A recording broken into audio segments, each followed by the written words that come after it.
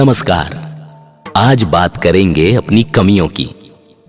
इस दुनिया में हर इंसान में कोई ना कोई कमी होती है और अधिकतर लोग अपनी उस कमी को लेकर निराश हो जाते हैं। जैसे फला इतना अच्छा गाता है लेकिन मैं क्यों नहीं, फला इतना अच्छा दिखता है मैं क्यों नहीं, फला आदमी इतना एक्टिव है मैं क्यों नहीं।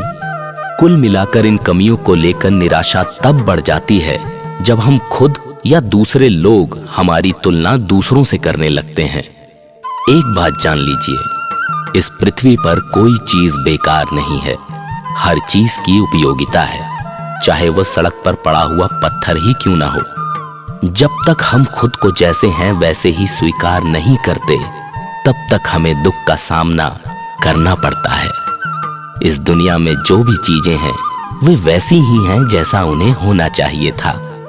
आप जिसे कमी समझ रहे हैं, दरअसल वो कमी नहीं है। ईश्वर ने आपको जैसा बनाया है उसके पीछे उसका एक महान उद्देश्य होता है, जैसा कि आज की इस कहानी में मैं सुनाऊंगा। तो चलिए बढ़ते हैं आज की कहानी की ओर। बहुत समय पहले की बात है। किसी गांव में एक किसान रहता था। वो रोज सुबह उठकर दूर झरनों से स्वच्छ पानी लेने जाया करता था। इस काम के लिए वो अपने साथ 2 बड़े घड़े ले जाता था, जिन्हें वो डंडे में बांधकर अपने कंधे पर दोनों ओर लटका लेता था। उनमें से एक घड़ा कहीं से फूटा हुआ था और दूसरा एकदम सही था।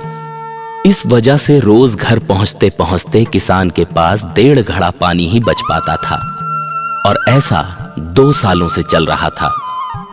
सही घड़े को इस बात का घमंड था कि वो पूरा का पूरा पानी घर पहुंचाता है और उसके अंदर कोई कमी नहीं है।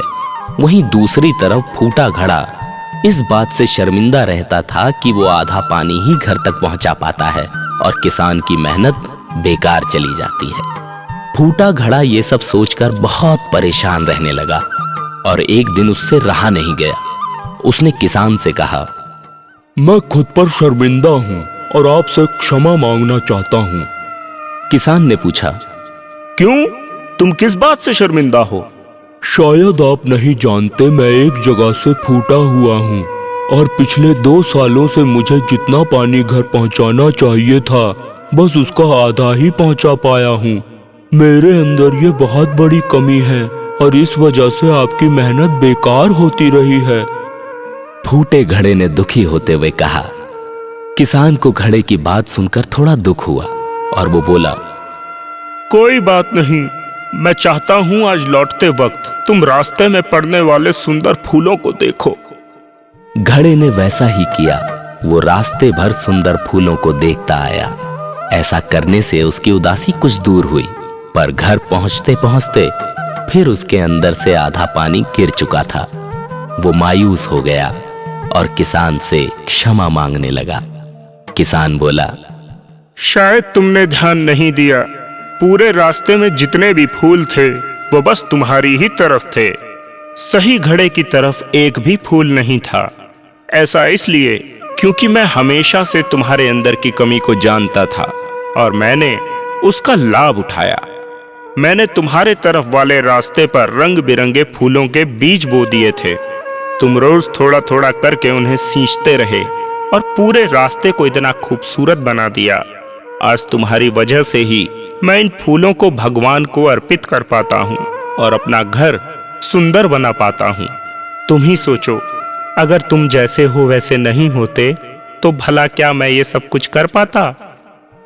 हम सभी के अंदर कोई ना कोई कमी होती है, पर यही कमियां हमें अनोखा बनाती हैं। उस किसान की तरह हमें भी हर किसी को वो जैसा है वैसे ही स्वीकार करना चाहिए और उसकी अच्छाई की तरफ ध्यान देना चाहिए। और जब हम ऐसा करेंगे तब फूटा घड़ा भी अच्छे घड़े से मूल्यवान हो जाएगा।